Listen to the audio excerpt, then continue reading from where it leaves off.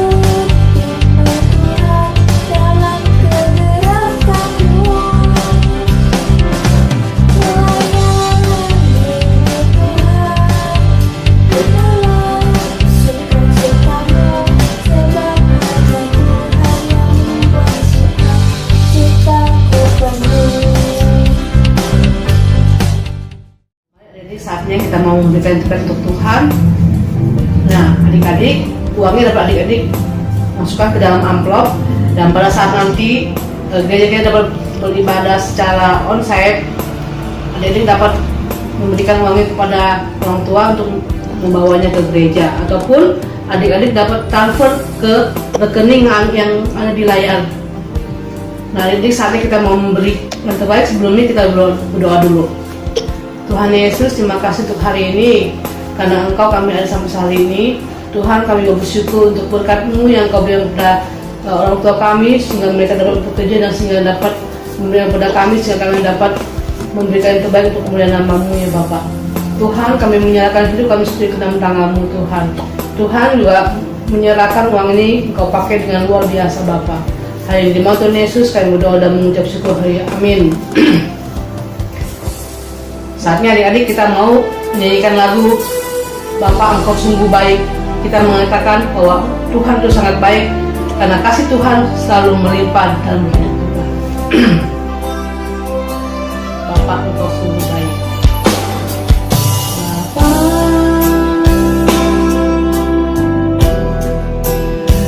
Engkau sungguh baik,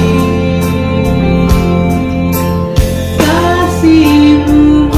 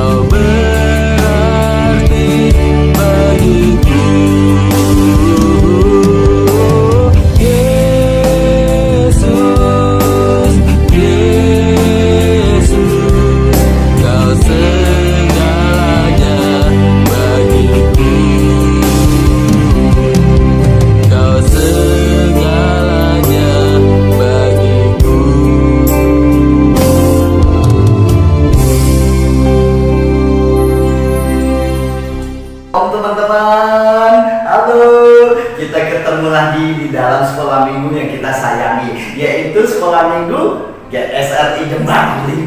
Oke teman-teman, sekali lagi kita yuk 1, 2, 3. Sekolah minggu ke seluruh bumi, beritakan Injil.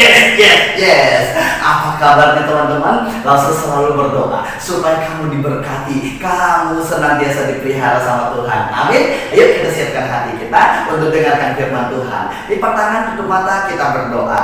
Tuhan Yesus, terima kasih karena Tuhan berikan kesempatan kepada kami untuk sekolah minggu. Sekarang kami mau dengarkan firman Tuhan. Kami berdoa supaya Tuhan berbicara kepada kami. Kami berdoa supaya kami bisa duduk tenang dan mendengarkan firman Tuhan.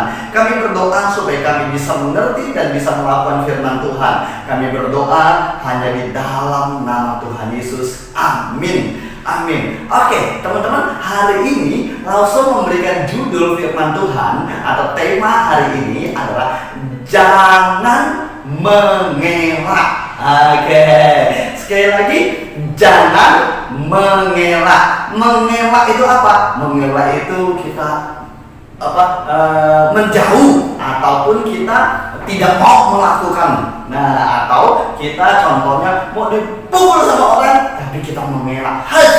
Atau kadang-kadang kita disuruh melakukan sesuatu, kita bilang jangan saya, kamu saja. Itu namanya mengelak. Nah teman-teman, seandainya nih suruh kamu pilih dua bersaudara, nah kamu pilih yang mana? Satu keluarga, satu mama, satu papa, punya dua anak. Satu contohnya kita kasih nama anak yang pertama cewek, kita kasih namanya Santi.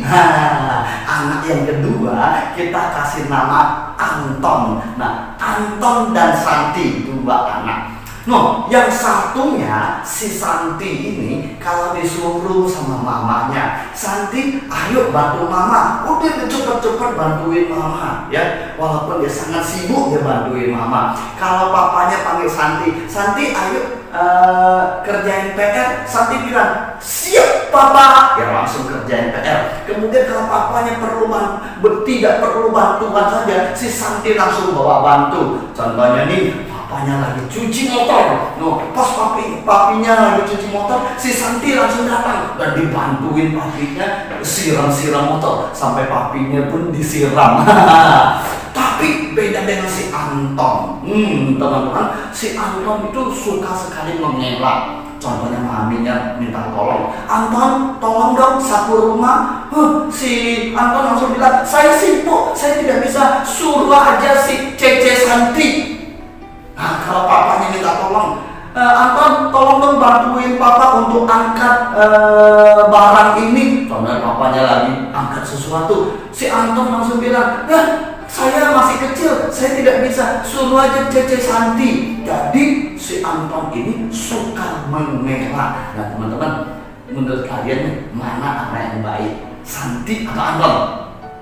Wah, pasti Cece Santi, bukan si Anton. Nah, orang tua kadang-kadang bukannya pilih kasih loh teman-teman. Jadi kadang-kadang kita ini suka sekali mengelak. Orang tua meminta kita tolong karena memang orang tua kadang-kadang perlu bantuan kita. Nah, ketika orang tua menyuruh bantuan kita, janganlah kita mengelak. Kita bisa bantu, ayo kita bantu. Jangan bilang, suruh aja Cece, suruh aja Koko, suruh aja siapa, ini bukan saya, suruh aja dia. Nah, itu tuh mama, papa akhirnya bisa jadi tidak suka.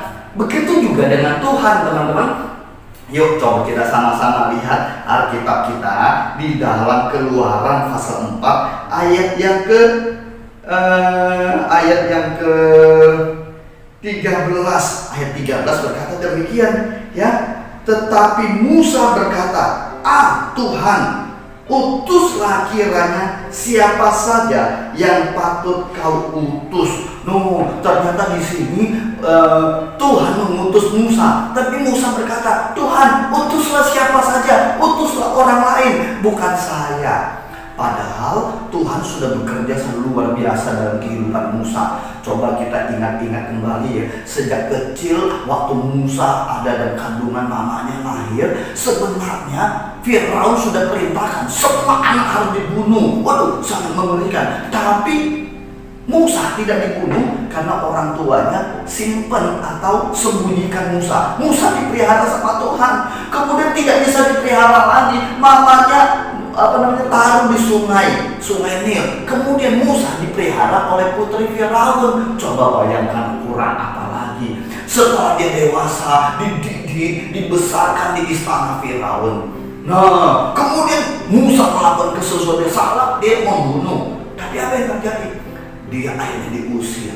Waktu dia diusir, dia lari ke Midian. Di Midian dia diterima sama imam di Midian, yaitu Yitro atau Rehuel. Nah, bahkan dia dapat istri dan dia bisa punya anak. Itu sesuatu yang luar biasa. Tuhan sudah bekerja luar biasa di dalam kehidupan Musa. Tapi ketika Tuhan datang kepada dia, menyuruh dia melakukan sesuatu, dia mengelak terus ya. Dari kemarin kita menemukan Musa mengelak ya. Nah, hari ini Musa berkata, utuslah orang lain, suruhlah orang lain yang melakukannya. Nah, mungkinkah dia seperti kita? Mungkinkah Musa seperti kamu? Ketika mama suruh, tolong dong bantuin saya aja, suruh aja Cece. Wah, itu kita tidak menghargai kebaikan. Nah, Tuhan sudah berbuat begitu baik dalam kehidupan Musa. Musa seolah-olah lupa akan kebaikan Tuhan. Terus apa yang terjadi? Ayat yang ke selanjutnya berkata demikian. 14. Maka bangkitlah murka Tuhan terhadap Musa dan ia berfirman,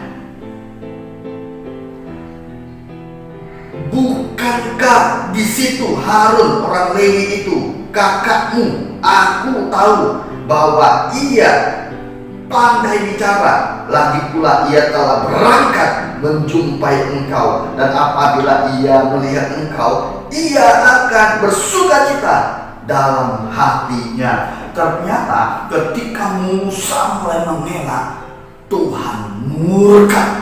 Apa itu artinya murka?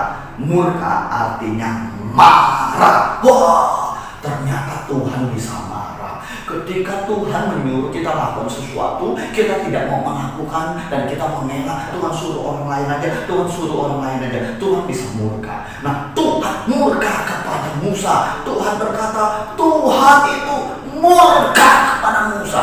Tapi marahnya atau murkanya Tuhan itu adalah murka yang mendidik.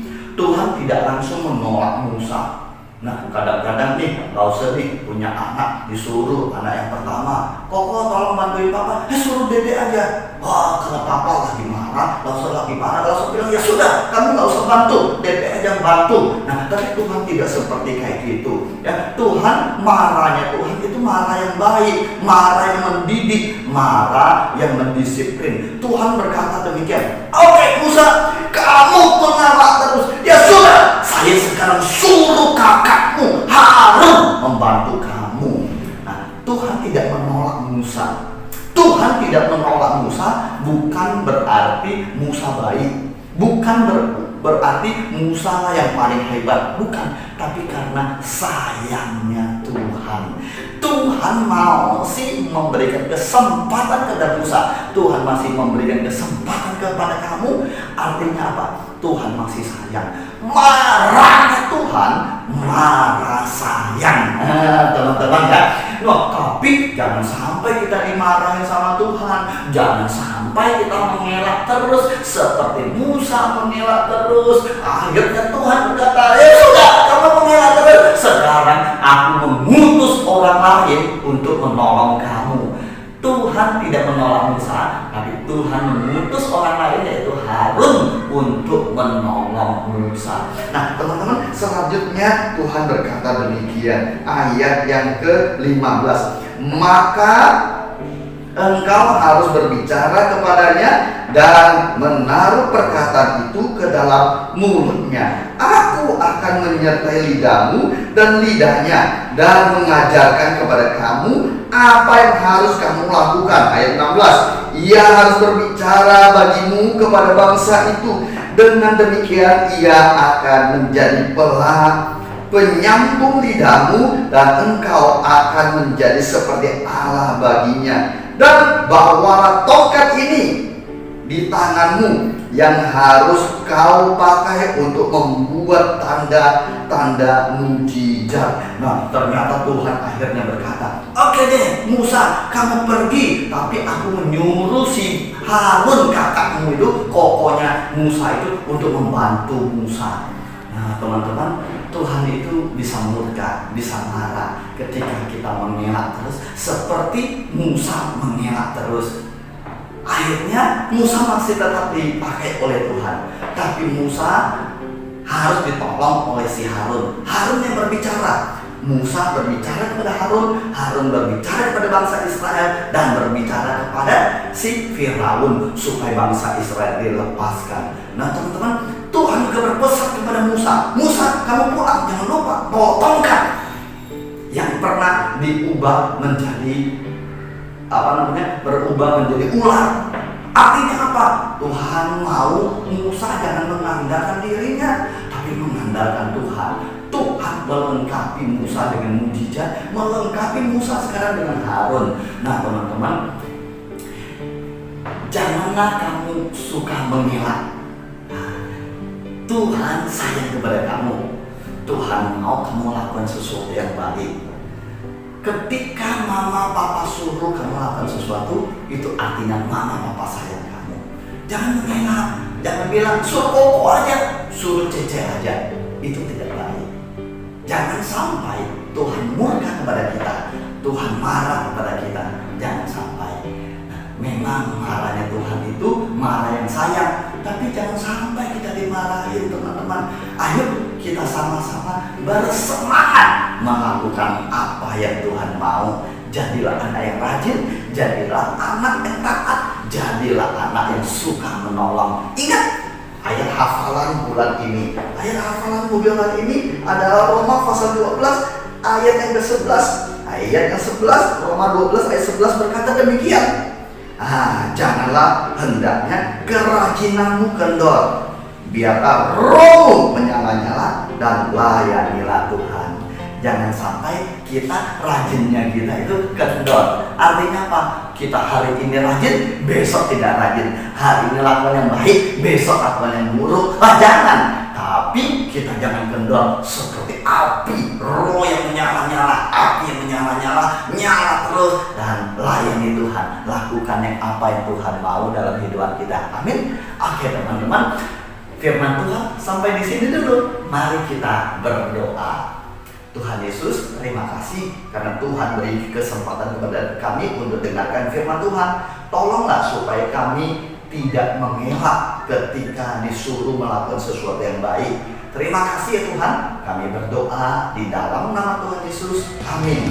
Amin. Sampai ketemu. Dadah.